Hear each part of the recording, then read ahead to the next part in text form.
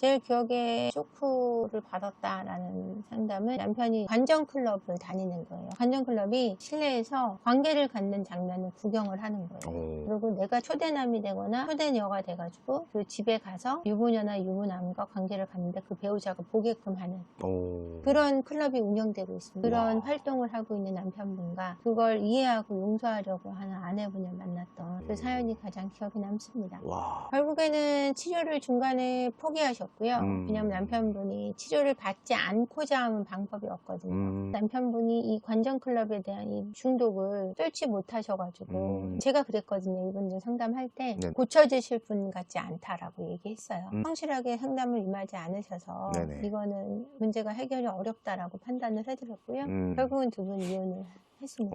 그분이 2년간 관전클럽을 다니면서 30명, 40명과 관계를 맺었고 메인 여자친구 상간녀가 따로 있고 아내분이 근데 이걸 모두 덮고 가정을 살리겠다고 노력한 아내분의 모습이 너무 마음이 아파서 기억에 남습니다. 어떤 분들이 바람의 성향들이 있으신 것 같습니까? 공통점은요. 한 90% 이상은 어릴 때 학대를 경험했던 분들이에요. 결핍이 심각하신 분들. 학대라는 것이 뭐 매를 맞고 두들겨 맞고 막 폭력을 당한 것 뿐이 아니라 아빠의 지나친 무관심, 엄격함, 어머니의 지나친 잔소리 아니면은 또 엄격함 이런 것들로 인해서 결핍이 생긴 분들, 엄마 아빠의 부재 속에 결핍이 생긴 분들, 거의 공패가족 수준의 그런 원가족 형태로 살아오신 분 이런 분들이 굉장히 많이 있습니다. 외도를 하시는 분들은. 그러니까 본인의 결핍이 가장 큰 문제라고 할 수 있겠죠. 여성분들도 많이 외도를 하시는 편인가요? 남자가 한 65%, 여자가 45%라고 얘기하는데요. 그러면은 남자는 20%는 누구랑 바람 피는 거야? 이렇게 하는데 그게 아니라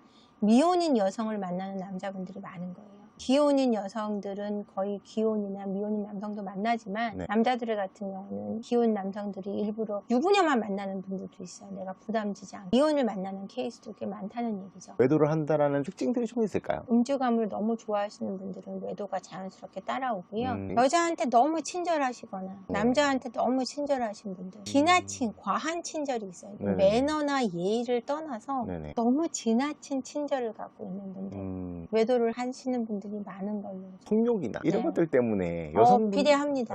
여성도 그렇고 남성도 그렇습니다. 성분들도 심하신 분들은 좀 심하다고 하시는데. 그럼요. 굉장히 심하죠. 성적인 다양성을 추구하거나 성적인 어떤 만족감을 너무 추구하시는 분들 파트너하고 어떤 횟수나 질이나 이 퀄리티가 잘 맞지 않을 때 외도를 하는 케이스가 많습니다. 외도를 하는 특징은 특별히 없는 게 사실은 외도는 누구나 할 수 있고요. 어디서나 벌어지는 게 외도입니다. 이런 특징을 나눈다는 거는 사실은 어불성설이에요. 요즘에 이제 부부들이 말 못할 고민의 섹스리스 이런 섹스리스인 분들은 문제가 뭐냐면 정서적으로 굉장히 멀단 얘기예요. 정서적으로 어느 순간 고장나 있는 부분에서 섹스리스가 시작되거나 아니면 임신이 안 돼서 임신을 위해서 관계를 너무 오래 가졌을 때 이제 그때 섹스리스로 됩니다. 또는 출산을 한 후에 여성분이 또 임신에 대한 두려움이 있거나 출산하는 걸 지켜본 남편이 여성으로서의 어떤 흥미를 잃어버리거나 이런 케이스가 제일 많고요. 또 다른 케이스는 내가 와이프가 여동생 같거나 내 남편이 오빠 같거나 남동생 같아서 관계를 못 갖는 케이스가 있어요. 너무 가족이어서. 정서적인 관계를 어디서부터 이게 문제가 된 건지를 원인을 찾아서 그 원인을 또 그 원인에 따른 또 원인을 찾아야 돼요. 분석을 깊이 있게 해가지고 두 분의 어떤 결핍, 문제에 대한 정서적인 기점 그 기점에 따른 그 문제들을 다 파헤쳐서 다시 봉합해 나가야 되는 아니면은 닥치고 그냥 하는 수밖에 없다는 얘기인데 그게 되지 않는다는 겁니다. 부부생활 어렵겠네요 이게. 부부생활이 쉬울 수 있는 방법은 하나가 있긴 있어요. 내 행복만을 우선시하지 않고 상대에 대한 존중과 배려가 있을 때 괜찮습니다. 이혼해야 할지 밤마다 잠 못 드는 분들에게 이거 밀어넣시 이혼하는 게 답이다 하는 명확한 좀 기준. 명확한 기준은 폭력입니다. 때리는 것만 생각하시는 분들이 있는데 정서적으로 지나치게 폭력을 당하고 있고 경제적으로 폭력을 당함에도 때리지는 않으니까 이렇게 생각하고 사시는 분들이 있어요. 근데 굉장히 반복되는 외도도 정서적인 폭력이고요. 말로 하는 언어적인 폭력도 정서적인 폭력이고요. 경제적으로 10,000원 쓰면 10,000원 주고 5,000원 쓰면 5,000원 주고 이런 식으로 경제적 능력이 없는 아내나 남편한테 지나치게 경제적으로 압박하는 경우도 경제적인 폭력입니다. 그리고 육체적인 폭력은 뒤도 돌아볼 필요가 없죠. 고부 갈등이나 강서 갈등으로 찾아오시는 부부들에게 전문가가 내려주는 이제 가장 명쾌한 판결은 어떤 부분이 있습니까? 시댁에 지나친 간섭, 처가 식구에 너무 지나친 간섭이라면 일단은 거리두기가 우선이에요. 덜 보는 게 도움이 됩니다. 단절을 하라는 뜻은 아니에요. 시댁을 완전히 단절해야 되는 케이스도 있고 친정을 단절해야 되는 케이스가 없는 것은 아니지만 단절해야 되는 문제를 누가 정하냐에 따라 다릅니다. 분명히 선이 있어요. 며느리가 아이를 가졌는데 아침 저녁 점심 저녁으로 기도를 하라고 새벽 4시부터 연락이 오는 거예요. 밤에 잠들 때까지. 그리고 교회가 몇 시간이 걸리는데 내가 나가는 교회에 나와야 된다는 이유로 계속해서 압박하고 괴롭히고 이렇게 하지 않으면 가만두지 않겠다, 이혼시키겠다 막 이러는 시댁이 있었거든요. 네. 남편은 그 시어머니하고 관계를 끊을 수 없는 외동아들이고 혼자 키우셨어요.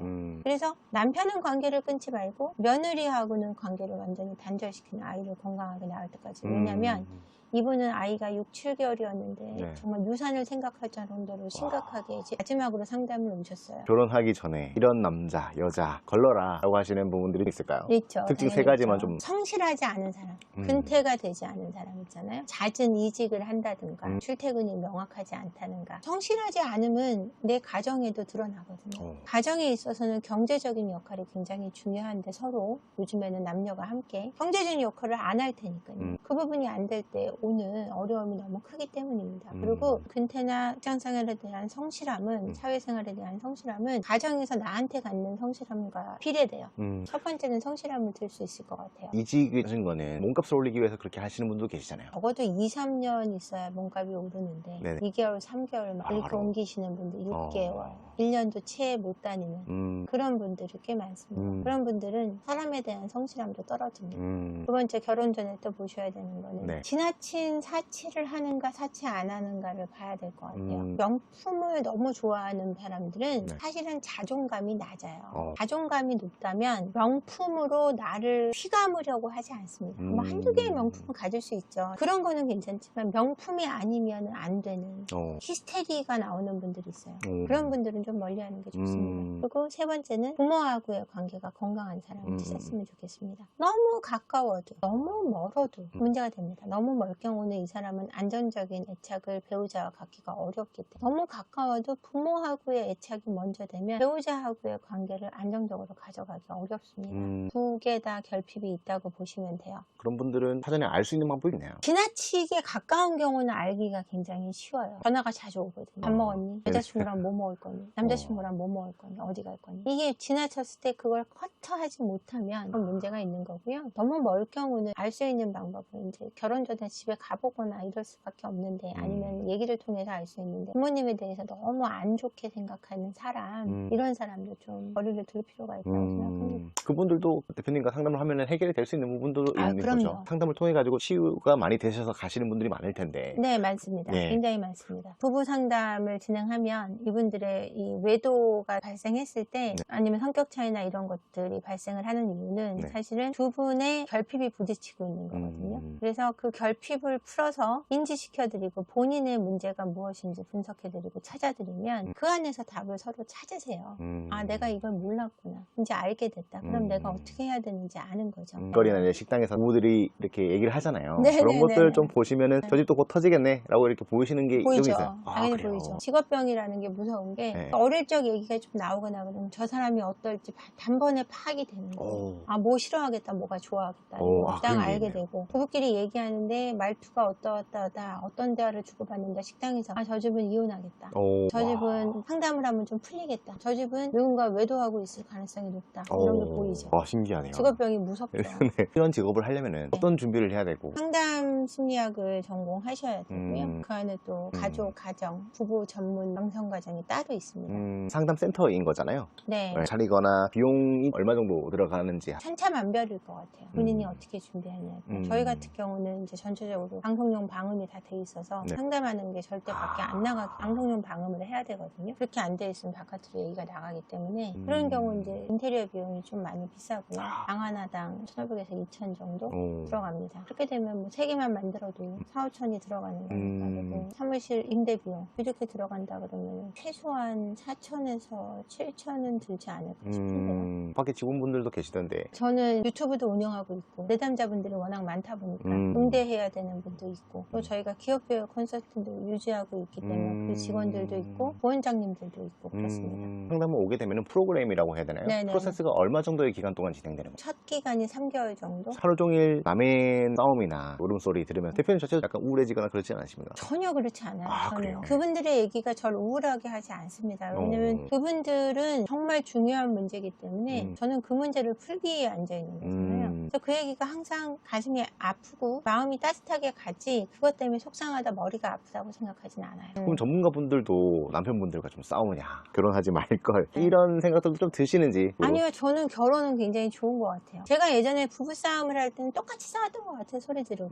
뭐 일반 사람하고 똑같이 싸웁니다. 그러니까 내 문제에 있어서는 객관적으로 되게 어렵다는 거죠. 옛날에 제가 30대 시절에는 우울증이 있어서 남편하고 싸울 때 내 안의 문제인 걸 모르고 내 남편의 문제라고 생각하고 남편한테 화를 냈었거든요. 근데 40대 이후에 제가 인지치료를 받고 좀 상황이 나아지면서 제가 하고 있는 인지치료를 저도 런던에서 한 5년간 받았었거든요, 공부하면서. 그래서 그걸 받으면서 제가 완전히 다른 사람이 됐죠. 그래서 제가 인지치료를 시작하고 있는 거고, 인지치료가 사람을 완전히 180도 바꿔놓거든요. 그래서 저는 화를 내지 않는 사람 중에 하나입니다. 누구하고 그렇게 싸워본 적이 없는 것 같아요. 전에 남편분하고 싸우시거나 사건으로 인해서 이렇게 또 네. 시작을 하시게 됐다고 맞아요. 하셨는데, 10몇 년 전에 남편이 외도를 했고 그 외도 문제로 인해서 많은 갈등을 겪었고 상간녀 때문에도 많이 힘들었고 그런 과정을 겪으면서 이 일을 시작하게 됐는데요. 그런 일을 겪으면서 아무도 나를 진짜 진심으로 돕는 사람이 없다라는 생각이 들었고 도움을 받을 곳이 없었어요. 시부모님은 장애인이시고 두 분 다 친정인 저 문제를 별로 신경 쓰는 사람이 없었어요. 저 혼자 해결을 하려다 보니까 너무 힘들었고 나도 이런 상황에 놓인 사람들을 도와야겠다는 생각으로 시작된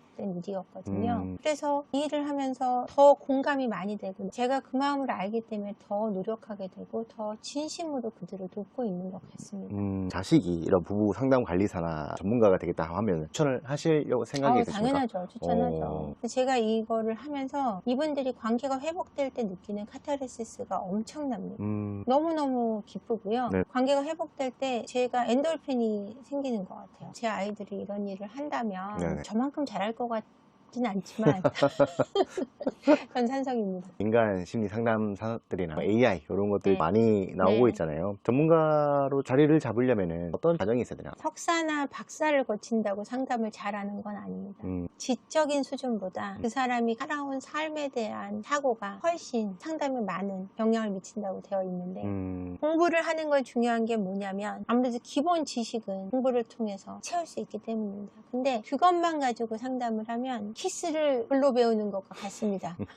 어렵게 큰 사람일수록 상담을 잘한다는 얘기가 있어요. 비례된다라는 얘기가 있어요. 자신의 삶을 깊이 회고할 줄 아는 힘, 타인에 대한 따뜻함이 있는 사람, 정말 진심을 다할 수 있는 사람이 저는 상담을 잘할 수 있다고 믿습니다. 이 직업을 살아남기 위해서 냉정한 자질 한 가지 어떤 부분이 필요할까요? 냉철한 통찰력이요. 전체를 볼 수 있는 직관력, 통찰력이 있어야 될 것 같아요. 상담 사례를 또 많이 하다 보면 잠깐의 어떤 분석이나 이걸 통해서도 전체가 보입니다. 이들의 어떤 역동, 이 커플의 역동이라든가 이 개인이 갖고 있는 역동, 에너지 이런 것들을 분석을 통해서 좀 읽어낼 줄 알고 그것을 잘 순환시킬 수 있는 힘, 그런 것들이 굉장히 중요하다고 생각이 듭니다. 원래부터 상담 전문가라는 거를 목표로 하시고 시작을 하신 거세요? 아닙니다. 원래는 기업교육 컨설팅이라는 LNS 본부라는 회사를 운영을 했고요. 사회 강사로 일을 하다가 회사를 창립해서 20년째 운영 중이고요. 그 회사도 중간에 저희 가정에 어려움이 생기면서 가정에 어려움이 있는 분들을 도와야겠다는 생각으로 시작해서 상담 공부를 하게 됐고 지금까지 이어오게 되었습니다. 보통 어떤 분들이 오시나요, 대부분? 남편이나 아내의 외도, 또는 남자친구나 여자친구의 외도 때문에 어려움을 갖고 있는 분들이 많이 오시고요. 성격 차이, 서로 기질적인 부분, 성격적인 부분이 잘 맞지 않아서 결혼 생활에 어려움을 겪는 분들, 시댁이나 처가 문제, 또 우울증, 자존감 문제, 성중독, 관계 중독에 빠져 있는 분들이 많이 오십니다.